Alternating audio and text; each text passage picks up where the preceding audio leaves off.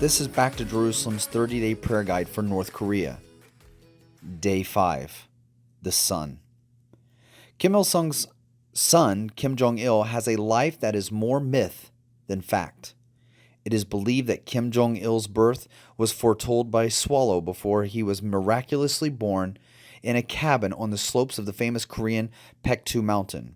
And before his birth, a double rainbow formed and a new star appeared in the sky. The day of his birth continues to be celebrated every year on February 16th as the Day of the Shining Star. However, the real truth is he was born in a muddy camp for Chinese and Korean exiles on a cold, gray winter's day in Russia. Kim Jong Il was known as the Dear Leader, so as to separate him from his father, who would forever be known as the Great Leader. Like his father, Kim had a personality cult built around him so that people would sing his praises and lift him up in a godlike status as well. As a child, he was supposedly educated in Pyongyang and constantly chastised his own teachers for their misconception of history. But the records show that he was educated in China, far from the dangers of war-torn Pyongyang. Miracles are said to have followed Kim Jong Il everywhere he went. Just 3 weeks after he was born, it is said that he was walking, and after only 8 weeks, he was able to talk. The first time he picked up a golf club, he had 11 holes in one. He wrote 6 operas in a period of 2 years, and they are said to contain the best music in human history. He invented a new food called double bread with meat that the world enjoys to eat. It's also known as the hamburger.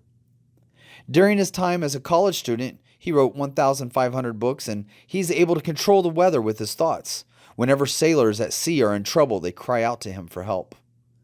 He walked around in 6-inch platform shoes and curled his hair to compensate for his short height. He owned one of the largest movie libraries in the world and was a huge fan of the American series Desperate Housewives. He even demanded a DVD copy of the series one time as a condition for processing visas of visiting American media reporters. Even though the retelling of the miracles that surrounded him are comical to the rational listener, the North Koreans take them literally and believe them with every fiber of their being. His rule was a cruel one.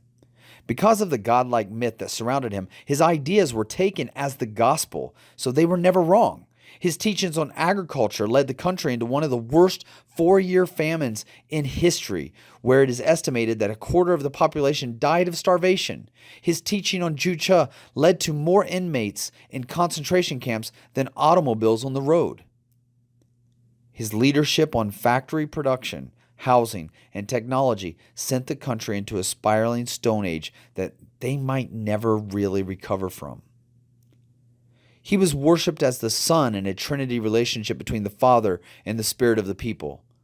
But his tyrannical rule came to a screeching halt on the morning on a train when he died of a heart attack.